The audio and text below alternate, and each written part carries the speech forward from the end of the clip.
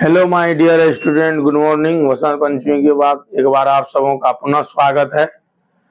पिछले एक सप्ताह से आप सबों को पता ही है, जहाँ भी पठन पाठन होता है उन सभी संस्थाओं में बहुत ही धूमधाम से जो है माँ शारदे की स्तुति विनती वंदना की जाती है। बहुत जगह प्रतिमा बैठाया जाता है जिसमें काफी हम लोग व्यस्त रहते हैं। तो कल चौठारी था, उसके बाद जो है आज से फुर्सत मिली है, फ्री हुए हैं। तो फ्री होते ही जो काम मैंने शुरू किया था आप लोगों के लिए, science crash course class 10th Bihar board के बच्चों के लिए जो इस बार एग्जाम देंगे, उसी सीरीज को पुनः क्या करते हैं हम लोग आगे बढ़ाते हैं, आगे लेके चलते हैं। ठीक है, काफी व्यस्त रहे, सॉरी इसके लिए। एक सप्ताह से वीडियो कंटिन्यू नहीं बन पाया। एक सप्ताह में कम से कम 5 वीडियो तो जरूर बनता, और 5 वीडियो का मतलब ये है कि हम लोग चैप्टर को आगे लेके चल जाते। लेकिन आप लोग भी कहीं ना कहीं व्यस्त होंगे, आप अपने कोचिंग में, आप अपने मोहल्ले में, घर में, और हम जो है विद्यालय को लेके बहुत ही ज्यादा व्यस्त थे। तो कल जो है समापन हुआ है सारा चीज, तो आज से जो है पुनः हम लोग शुरू किए हैं। तो अब बिना रुके हम लोग क्या करेंगे, कंटिन्यू करेंगे अपने सीरीज को। तो चलिए हम लोग शुरू करते हैं। पिछले दिन हम लोगों ने देखा किसके बारे में, मानव परिसंचरण तंत्र के बारे में। मनुष्यों का जो परिसंचरण तंत्र है वो कैसे काम करता है, लंग से हार्ट में, हार्ट से पूरे शरीर में, फिर शरीर से जो है हार्ट में, हार्ट से फिर लंग्स में। ये जो प्रक्रिया है रक्त का, रुधिर का दौड़ने का, उन सबों के बारे में हम लोगों ने पढ़ा। आज उसी चीज के बारे में हम लोग देखेंगे किससे, एनसीईआरटी बुक का जो पीडीएफ है उसमें हम लोग देखेंगे कि एनसीईआरटी क्या कहती है इस चीज को लेके। मैंने तो आपको बताया था, आज हम लोग एनसीईआरटी के हिसाब से देखेंगे वो चीज। पिछले वीडियो में हम लोगों ने, ठीक है, धमनी और शिरा के बारे में जिक्र किया था, फिर हमने आपको ब्लड के बारे में बताया था। आज का जो है, आज ये चलेगा, आज हम लोग इसके बारे में जो है क्या करेंगे, बात करेंगे। चलिए तो आज हम लोग शुरू करते हैं। ठीक है, आज हम लोग शुरू करते हैं अपना काम। बहुत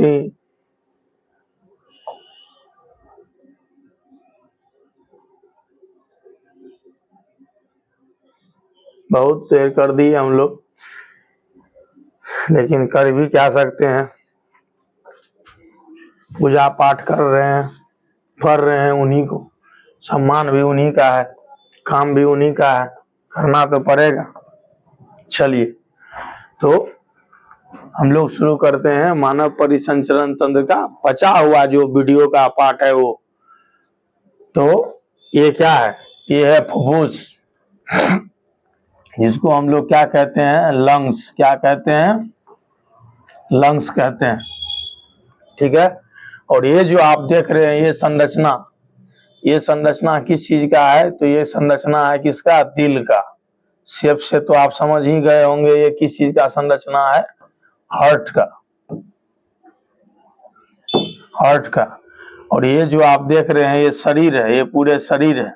ठीक है, इसमें क्या कैसे होता है देख लीजिए। तो सबसे पहले, ठीक है, क्या होगा, तो सबसे पहले जो है यहां से काम शुरू होगा। ये 1 नंबर है। 1 नंबर में क्या होगा, शुद्ध रक्त, ठीक है, ऑक्सीजनित रक्त, ठीक है, फुफ्फुस शिरा के द्वारा हृदय में प्रवेश करेगा। कहाँ पे हृदय में प्रवेश करेगा, तो बायां आलिंद में। ये वो रक्त है जिसमें क्या है, ऑक्सीजन मिला हुआ है, ऑक्सीजनेटेड ब्लड है, इसको प्योर ब्लड कहते हैं। पिछले वीडियो में मैंने बताया है, वहां आप देखिए, फिर जाके इस वीडियो को देखिएगा, समझ में आएगा। चलिए, अब बायां आलिंद में आया, और बायां आलिंद से वो रक्त जो है नीचे सरक जाएगा। नीचे सरकेगा किसमें, बायां निलय में। ठीक है, जब भी हम लोग हृदय की बात करते हैं तो हृदय में क्या होता है, 4 चेम्बर होता है। कितने चेम्बर होते हैं, 4 चेम्बर होता है।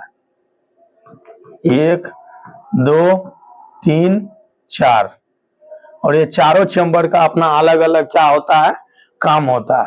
ठीक है, ये आप जो देख रहे हैं ये पहला चेम्बर है। ये क्या है? ये पहला चेम्बर है। इसके अंदर ये लिख देते हैं, ये पहला चेम्बर है, ये दूसरा चेम्बर है, ये तीसरा चेम्बर है और ये चौथा चेम्बर है। तो शुद्ध रक्त फेफड़ा से, लंग से आएगा पहला चेम्बर में। पहला चेम्बर का क्या नाम है? बायां अलिंद। बायां अलिंद, इस चीज को याद रखिएगा। इसे हम लोग क्या कहते हैं? बायां अलिंद कहते हैं। ठीक है, इस चीज को याद रखना है। अब बायां अलिंद से ये क्या होगा? वाल्व के द्वारा नीचे सरकेगा। वाल्व के द्वारा ये ब्लड नीचे सरकेगा। कहाँ पे? बायां नीले में। ऊपर वाले पार्ट को अलिंद कहते हैं, नीचे वाले पार्ट को नीले कहते हैं। ये पार्ट और ये पार्ट क्या कहलाता है? ये पार्ट कहलाता है अलिंद, और ये पार्ट क्या कहलाता है? नीले। ठीक है, ये हार्ट का पार्ट है। इस पे हम लोग आएंगे, बताएंगे क्या क्या होता है। नहीं, पहले देख लीजिए इसी। ठीक है, तो बायां अलिंद से हार्ट में कहा आ गया? ब्लड बायां नीले में। ठीक है, अब बायां नीले से ये जो है महाधमनी के द्वारा ये सारा का सारा ब्लड हमारे पूरे शरीर में जाएगा, हमारे पूरे शरीर में फैलेगा और एक एक कोशिका तक जो है शुद्ध ब्लड को पहुंचाएगा। किसके द्वारा? महाधमनी के द्वारा। महाधमनी होगी, महाधमनी से अनेक धमनियां निकलेगी, फिर अनेक धमनियां से आगे जो है अनेक छोटे छोटे जो है उसके रुधिर कणिका जो है वो निकलेगा और पूरे शरीर में इस तरह से फैलेगा। फिर तो ये हो गया शुद्ध ब्लड का रूट। अब जब हमारे प्रत्येक कोशिका में ये ब्लड पहुंचेगा तो इस ब्लड का वहां पे क्या होगा? इस ब्लड के अंदर जो ऑक्सीजन है, ग्लूकोज है, उसका इस्तेमाल होगा। किसके लिए? एनर्जी बनाने के लिए। जब एनर्जी बनेगा तो साइड प्रोडक्ट के तौर पे, अपशिष्ट के तौर पे, कचरा के तौर पे वहां बनेगा कार्बन डाइऑक्साइड। फिर उस कार्बन डाइऑक्साइड और वाटर का क्या होगा? ट्रांसफॉर्मेशन होगा, वो वहां से ट्रांसफर होगा। वहां से जब वो ट्रांसफर होगा तो कार्बन डाइऑक्साइड युक्त जो ब्लड है, डीऑक्सीजनेटेड ब्लड जो है, अशुद्ध ब्लड जो है, वह पुनः कहाँ आएगा? वह पुनः आएगा कहाँ पे? हार्ट में। वो पुनः कहाँ आएगा? हार्ट में। तो ये हार्ट के किस चैम्बर में आएगा? तो ये हार्ट के तीसरे चैम्बर में आएगा, जिसका नाम है दायां अलिंद। दायां अलिंद, ठीक है, और उसको कहेंगे महाशिरा। वो वहां पे डीऑक्सीजनेटेड ब्लड, अशुद्ध ब्लड महाशिरा के द्वारा शरीर के विभिन्न हिस्सों से हमारे हृदय में आता है। और इस महाशिरा के बाद जब हृदय में ब्लड आ जाता है अशुद्ध, तो वो नीचे सरक जाता है चौथे चैम्बर में, जिसका नाम है दायां नीले। अब इस दायां नीले से फिर क्या होगा? फुफ्फुस धमनी के द्वारा, किसके द्वारा? फुफ्फुस धमनी के द्वारा ये ब्लड पुनः कहाँ जाएगा? फेफड़ा में जाएगा। क्या होने के लिए? तो डीऑक्सीजनेटेड से ऑक्सीजनेटेड होने के लिए। तो इस पूरी प्रक्रिया में आप देखिए कि ब्लड जो है हर जगह 2 बार चक्कर लगाता है। ठीक है, एक बार फेफड़ा से हार्ट में आया, हार्ट से शरीर में गया, शरीर से फिर हार्ट में गया, फिर हार्ट से निकल के फेफड़ा में गया। तो 2 बार यहाँ पे परिसंचरण हो जाता है। इसलिए इसको हम लोग कहते हैं दोहरा परिसंचरण। क्या कहते हैं? दोहरा परिसंचरण कहते हैं। तो ये देख लीजिए। अब है मानव शरीर में रुधिर परिसंचरण दर्शाने के लिए रेखा चित्र। पहला पॉइंट, मानव हृदय एक पंप की तरह होता है जो सारे शरीर में रुधिर का परिसंचरण करता है और साथ ही साथ संक भी करता है। ब्लड को पंप करता है, ब्लड को फिर खींचता भी है। तो इस चीज का ध्यान रखिएगा। आपके घर में मोटर होगा, आप अपने खेतों में जो है पंपिंग सेट लगाते होंगे, वो क्या करता है? सेक्शन पाइप के द्वारा जमीन से ग्राउंड वाटर को क्या करता है? खींचता है ऊपर और फिर आपके खेतों में पानी को पटाता है। तो सेम चीज है, पूरे शरीर में ब्लड को पहुंचाता है, फिर पूरे शरीर से ब्लड को खींचता है और इस तरह से क्या होता है? ये प्रक्रिया चलती रहती है। 2 नंबर में चलिए, आलिंद की अपेक्षा निलय की पेशीय भित्ति मोटी होती है, क्योंकि निलय को पूरे शरीर में अधिक रक्तचाप से रुधिर भेजना होता है। क्या कह रहा है, क्या कह रहा है ये देखिए, ये जो कह रहा है वो देखिए क्या कह रहा है।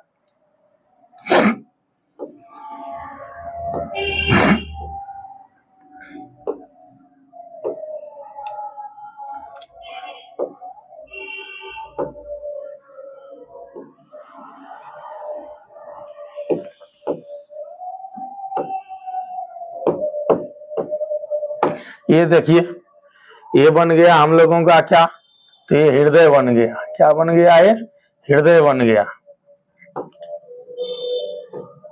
ये ऊपर वाला पार्ट है, ये 1 2 3 4, ठीक है।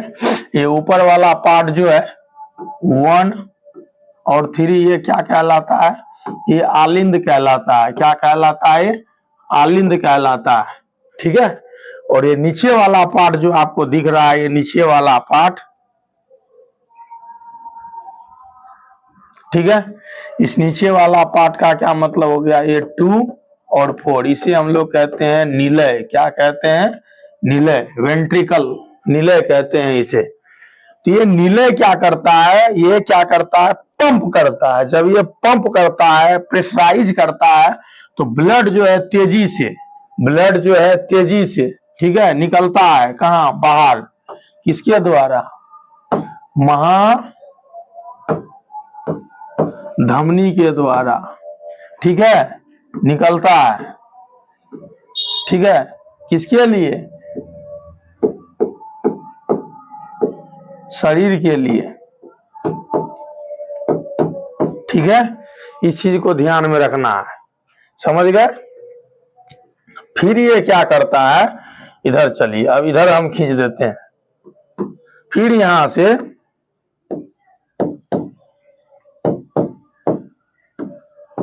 महाशिरा के द्वारा ये क्या करता है,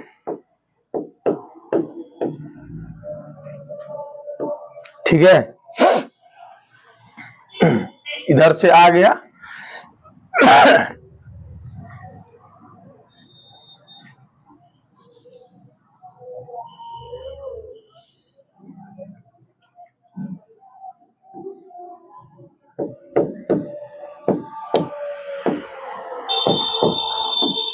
फुफ्फुस धमनी के द्वारा ये ब्लड को क्या करता है, भेजता है। ये ब्लड को क्या करता है, भेजता है कहाँ पे, लंग्स में। तो कोई चीज को भेजने के लिए तेजी से क्या करना होता है, प्रेशराइज करना पड़ता है। और तेजी से बार बार प्रेशराइज करने के लिए वो मसल्स आपका बहुत ही ज्यादा मजबूत होना चाहिए, इलास्टिक होना चाहिए, ताकि उस प्रेशर को क्या करे, क्रिएट कर पाए, उस प्रेशर को क्या करे, झेल पाए और ब्लड को तेजी से पुश कर पाए। इसलिए ये नीचे वाला जो पार्ट होता है, ये पार्ट जो आप देख रहे हैं, इसकी जो ये दीवारें हैं यहां से लेके यहां तक, ठीक है, यहां से लेके यहां तक, ये दीवारें क्या होती है, मोटी होती है। क्या होती है, मोटी होती है। इसकी जो भित्ति होती है वो मोटी होती है। अब समझने में कोई दिक्कत नहीं होगा। ये ऊपर वाला जो दोनों पार्ट है ये कहलाएगा क्या, आलिंद, और नीचे वाला पार्ट को क्या कहेंगे, निलय। और बीच में जो ये आप देख रहे हैं ये क्या है, ये दोनों को सेपरेट करने वाली भित्ति है, ठीक है, इसको हम लोग सेप्टम कहते हैं। और यहाँ जो ओपनिंग देख रहे हैं ये क्या कहलाता है, वॉल्व कहलाता है, जिससे ब्लड नीचे सरकता है, जिससे ब्लड नीचे सरकता है। ये नीचे आता है और इससे पुनः इसमें नहीं जाता, इससे पुनः अलग पाइप के द्वारा ये कहीं और जाता है। कहीं और का मतलब पूरे शरीर में जाता है, फिर लंग्स में जाता है। समझ गए। यहाँ यही लिखा हुआ था कि अलिंद की अपेक्षा निलय की पेशीय भित्ति मोटी होती है, क्योंकि निलय को पूरे शरीर में क्या करना होता है, रुधिर को भेजना होता है। एक तो शुद्ध ब्लड को भेजना होता है पूरे शरीर में, दूसरा लंग्स में भेजना होता है अशुद्ध ब्लड को। समझ गए। तो चलिए अब स्लाइड को हम लोग ऊपर करते हैं।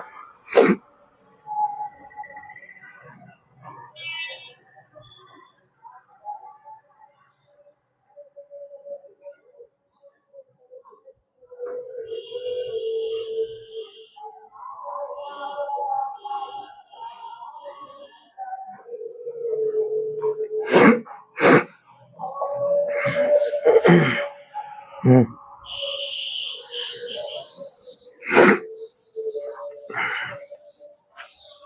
बार पुनः हम लोग अब देखते हैं,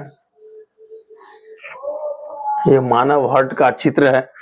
मानव हर्ट के चित्र को हम लोग देखते हैं, ठीक है। चलिए, तो मानव हर्ट का चित्र है, मानव हर्ट के चित्र को हम लोग देखते हैं। हृदय में उपस्थित वाल्व रुधिर प्रवाह को उल्टी दिशा में रोकना सुनिश्चित करते हैं। उल्टी दिशा का क्या मतलब है? ये जो तीर आप देख रहे हैं, ये तीर ये ऊपर से नीचे आएगा, ऊपर से नीचे आएगा, ये कभी भी इधर से इधर नहीं जाएगा। इस चीज का आपको क्या करना है, ख्याल रखना है। यही है उल्टी दिशा। ये कहने का मतलब है कि 1 1 ठीक है, 2 3 4, तो 1 से 2 में आएगा, 3 से 4 में आएगा, 4 से कभी भी ये 3 में नहीं जाएगा, ये 2 से कभी भी 1 में नहीं जाएगा। दूसरी पाइप इसको कहीं और ले जाएगी और इधर से दूसरी पाइप इसको कहीं और ले जाएगी। इस चीज का ख्याल रखना है। चलिए संरचना का बात करते हैं। ये मानव हृदय का क्या है, अनुप्रस्थ काट है। मानव हृदय को इस तरह से दिखाया गया है। इस चीज को देखिए आप। सबसे पहले ये देखिए, ये महाशिरा है। ये क्या है, ये महाशिरा है। इस चीज को आप पकड़िए, 1 नंबर संरचना है ये महाशिरा। इससे क्या होता है, महाशिरा से क्या होता है, तो महाशिरा से अशुद्ध ब्लड शरीर के अंदर आता है। महाशिरा से अशुद्ध ब्लड क्या होता है, शरीर के अंदर आता है।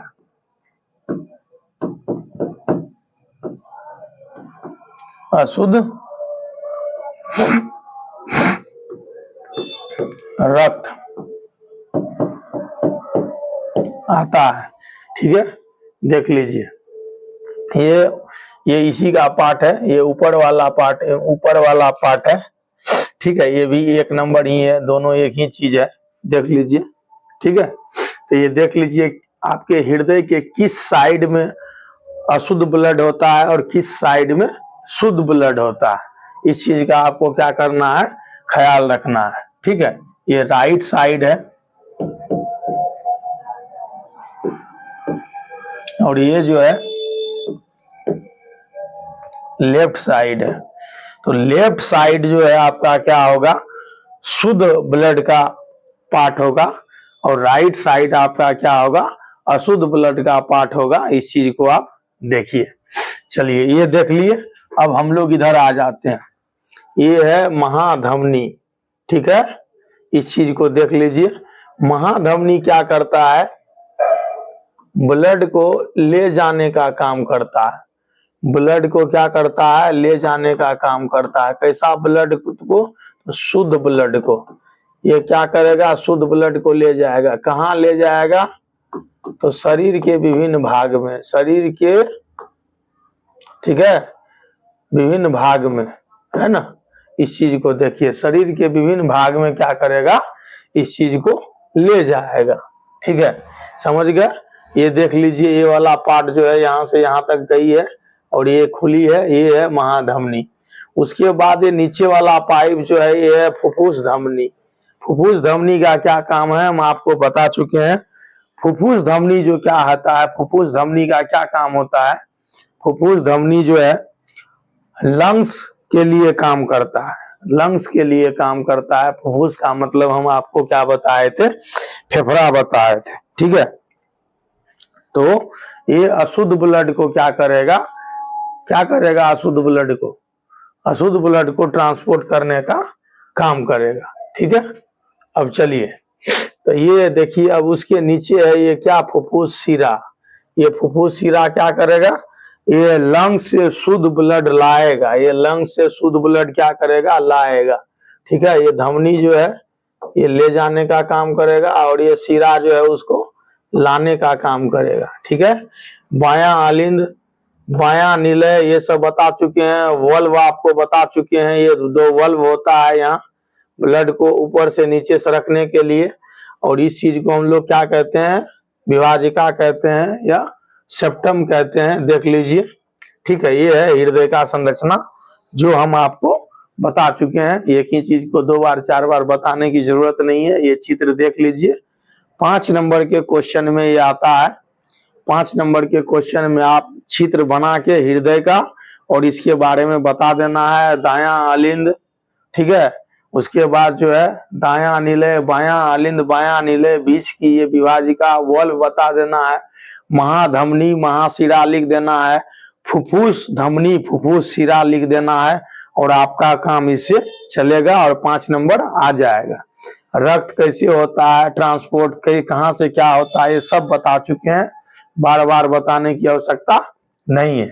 चलिए अब हम लोग चलेंगे एक नए टॉपिक पे, जो क्या है, लासिका। ठीक है, यह एक तरल उत्तक होता है जो रुधिर प्लाज्मा की तरह ही होता है, लेकिन इसमें अल्प मात्रा में प्रोटीन होते हैं और लासिका वहन में सहायता करता है। ठीक है, लासिका जो है ये देख लीजिए यहाँ पे लिखा हुआ है,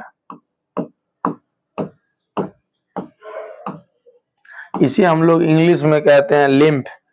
और लिम्फ के लिए भी हमारे पूरे शरीर में क्या होता है, लिम्फ ग्लैंड होता है।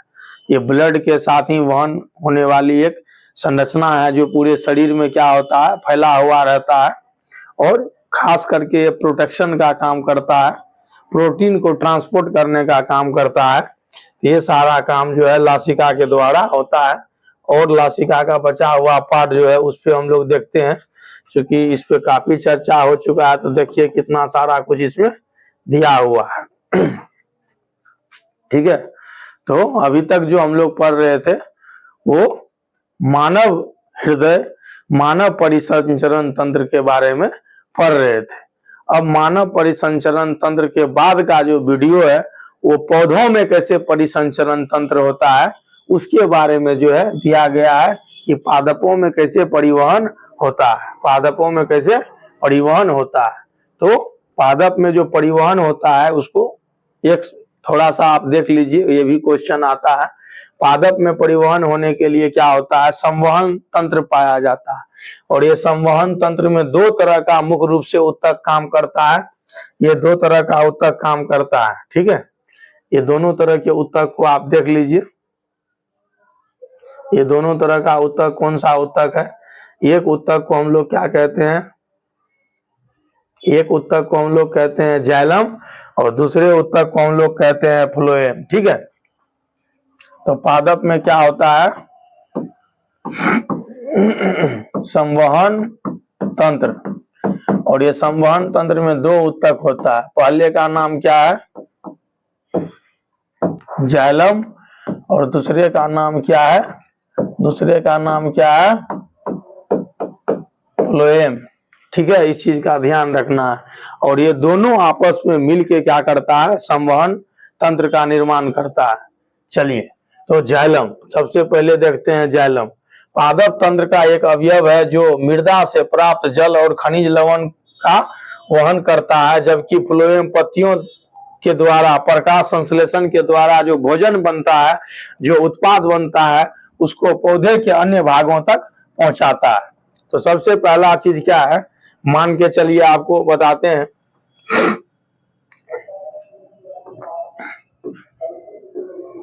ये एक पौधा है और यहाँ मान के चलिए एक पत्ती है और ये टहनी बना देते हैं इस तरह से। चलिए,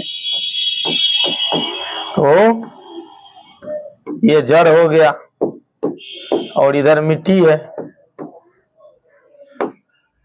यहां से मान के चलिए आपका क्या है, जमीन है।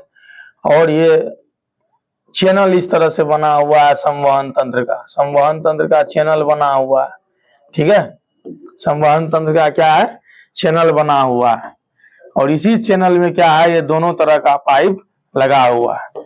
तो ये जड़ क्या करेगा, जड़ मिट्टी के अंदर से जो वाटर है, मिनरल्स है, उसको एब्जॉर्ब करेगा, उसको खींचेगा। और खींचने के बाद एक प्रेशर काम करता है वाष्पो उत्सर्जन की वजह से, जिसको टर्गर प्रेशर कहते हैं। उसके द्वारा ये पानी क्या होता है, ऊपर खींचा चला जाता है, ऊपर पत्तियों तक ये पहुंच जाता है। तो जल और के साथ खनिज लवण, ठीक है, ये क्या होगा, पहुंचेगा, ऊपर पहुंचेगा। किसके द्वारा, तो ये पहुंचेगा किसके द्वारा, जाइलम के द्वारा। किसके द्वारा? जाइलम के द्वारा। जब जाइलम के द्वारा ये यहाँ पहुंचेगा और यहाँ पे क्या होगा, जब यहाँ पे क्या होगा, ठीक है, भोजन बन जाएगा। तो भोजन बनने के बाद इन्हीं भोजन को क्या किया जाएगा, फिर दूसरे पाइप के द्वारा विभिन्न हिस्सों में क्या किया जाएगा, फिर पहुंचाया जाएगा बना हुआ भोजन को। ठीक है, उस चीज को हम लोग क्या कहेंगे, फ्लोएम कहेंगे। तो इससे क्वेश्चन आता है कि जाइलम और फ्लोएम से आप क्या समझते हैं। तो जाइलम और फ्लोएम का अंतर स्पष्ट करिएगा, 3 नंबर देगा। ऑब्जेक्टिव में पूछा जाता है कि जल ढोने वाला वाहिनी क्या है, तो जाइलम। भोजन को दोनों दिशाओं में ले जाने वाला क्या है, तो फ्लोएम। ये जो जाइलम है ये एक दिशीय होता है, ये हमेशा जड़ से लेके, ठीक है, पत्ती तक जल पहुंचाने का काम करता है। लेकिन ये फ्लोएम जो है ये 2 दिशीय होता है, पत्ती से ऊपर भी ले जाएगा, नीचे भी लाएगा, जड़ तक पहुंचाएगा, बने हुए भोजन को एक एक कोशिका तक पहुंचाएगा। और जाइलम सिर्फ पानी को जड़ से लेके पत्तियों तक एक एक कोशिका तक पहुंचा देगा, लाने उने का कोई काम नहीं करेगा। इस चीज का आपको क्या करना है, ख्याल रखना है। जड़ व मृदा के मध्य आयन सांद्रण में अंतर के चलते जल मृदा से जड़ों में प्रवेश कर जाता है तथा इसी के साथ एक जल स्तंभ निर्माण होता है। स्तंभ का मतलब खंभा, पाइप ऊपर से लेके नीचे ले जाने वाला, जो जल को लगातार ऊपर की ओर धकेलता है। और यह दाब जल को ऊंचे वृक्ष के विभिन्न भागों तक पहुंचाता है। जो हम आपको बताए कि ऊपर वाष्प उत्सर्जन होता है, जिसकी वजह से एक प्रेशर काम करता है। तो नीचे से ऊपर तक प्रेशर की वजह से वो जल जो है खुद ब खुद खींचा चला जाता है, धकेला चला जाता है। यही जल पादप के वायवीय भागों द्वारा वाष्प के रूप में वातावरण में विलीन हो जाता है और यह प्रक्रिया वाष्प उत्सर्जन कहलाता है।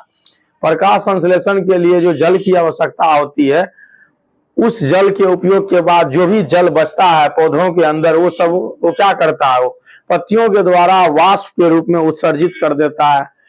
वाष्प के रूप में उत्सर्जित करने के बाद वह पुनः पर्यावरण में आ जाता है। तो ये देखिए, ये है वाष्प उत्सर्जन, इसको देखिए। चलिए आगे। और इस प्रक्रम के द्वारा पौधों को निम्न रूप में सहायता मिलती है। पहला क्या सहायता है, उस चीज को देख लीजिए, एक बार ही इसको देख लेंगे।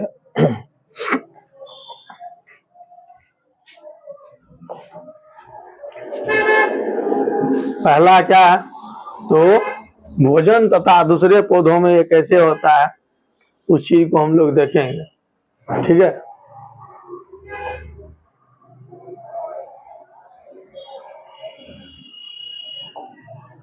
ठीक है। जल के अवशोषण एवं जड़ से पत्तियों तक जल और विलय खनिज लवणों के ऊपरी मुखी गति में सहायता देता है। मतलब जल और खनिज लवण को जड़ से लेके पत्तियों तक पहुंचाता है, नीचे से ऊपर जो है खींचा जाता है, ये ऊपरी मुखी गति होती है। दूसरा, पौधों में ताप नियमन में भी सहायता होता है। पौधे जो क्या करते हैं, इससे अपना टेम्परेचर रेगुलेट करते हैं, तापमान जो है अपना बनाए रखते हैं, जिससे कि उसका प्रक्रिया अच्छे से हो सके। तापमान में अंतर के कारण जो है प्रक्रिया सही से नहीं हो पाएगा, इसलिए तापमान का संतुलित होना जरूरी है। तो ये 2 चीज होता है। भोजन तथा दूसरे पदार्थों का स्थानांतरण कैसे होता है, तो प्रकाश संश्लेषण के विलय पदार्थों का वहन स्थानांतरण कहलाता है, जो फ्लोएम उत्तक के द्वारा होता है। तो पौधों में भोजन का स्थानांतरण, भोजन का एक जगह से दूसरे जगह जो है पहुंचना, परिवहन होना, किसके द्वारा होता है, फ्लोएम के द्वारा होता है। इसलिए एक ट्रिक है, फूड फ्लोएम जल जाइलम। फूड को ले जाने वाला फ्लोएम होगा, जल को ले जाने वाला जाइलम होगा। चलिए दूसरे पे आते हैं हम लोग। स्थानांतरण पत्तियों से पौधे के शेष भागों में ऊपरी मुखी और अधोमुखी दोनों दिशाओं में होता है। अब भोजन तो चूंकि जड़ को भी चाहिए, तना को भी चाहिए, पत्ती को भी चाहिए, फल फूल दोनों को चाहिए, इसलिए फ्लोएम क्या करता है, सभी दिशाओं में अपना गमन करता है। पत्ती से भोजन को नीचे जड़ तक भी लाता है, ऊपर फूल तक, फल तक भी ले जाता है। इसलिए उसकी गति जो है ऊपर और नीचे दोनों दिशाओं में होती है। लेकिन जाइलम क्या है, जल को ले जाता है, तो जल हमेशा जड़ से लेके ऊपर पत्ती तक ही जाएगा, तो इस बात का ख्याल रखिएगा। फिर फ्लोएम द्वारा स्थानांतरण ऊर्जा के प्रयोग से पूरा होता है, अतः सुक्रोज फ्लोएम उत्तक में एटीपी ऊर्जा से परासरण बल द्वारा स्थानांतरित होता है। ठीक है, और तो भोजन क्या है, भोजन क्या है, भोजन का मतलब इस भोजन की बात मत कीजिए जो हम लोग खाते हैं। पौधों में भोजन का मतलब है जो उसके अंदर सुक्रोज बना है, जो उसके अंदर ग्लूकोज बना है, जो उसके अंदर एटीपी बनी है, उस चीज को ट्रांसपोर्ट करना, उस चीज को एक जगह से दूसरे जगह पहुंचाना, ये है भोजन का सेंस पौधों में, कि पौधे भोजन को क्या करते हैं, पहुंचाते हैं। तो इस चीज का क्या करना है, ध्यान रखना है। तो हम लोग मानव के साथ साथ जो है पौधे में भी परिसंचरण तंत्र के बारे में जो है जिक्र किया, जो कि बहुत ही शॉर्ट में था। क्रैश कोर्स में मुख्य चीजों को ही बताया जाता है, किसी भी चीज को विस्तार से नहीं बताया जाता है, क्योंकि उतना टाइम नहीं हो पाता है। तो चलिए हम लोग अगले टॉपिक के साथ कल मिलते हैं। अगला टॉपिक हम लोगों का क्या है, उत्सर्जन तंत्र। कौन सा तंत्र, उत्सर्जन तंत्र। आज तक जो है हम लोग पढ़े परिसंचरण तंत्र के बारे में, पौधे में संवहन तंत्र के बारे में। अगले दिन हम लोग उत्सर्जन तंत्र के साथ मिलते हैं। एक बार पुनः आप सबों का हमारे YouTube चैनल और हमारे संस्था में जो है स्वागत है। बने रहिए आप लोग। वीडियो अगर अच्छा लगे तो आप लोग लाइक कीजिए, सब्सक्राइब कीजिए, शेयर कीजिए, जहां दिक्कत हो कमेंट कीजिए, उन बच्चों तक पहुंचाइए जो अब की बार बोर्ड का एग्जाम देंगे। चलिए, थैंक यू। जय हिंद, जय भारत, वंदे मातरम।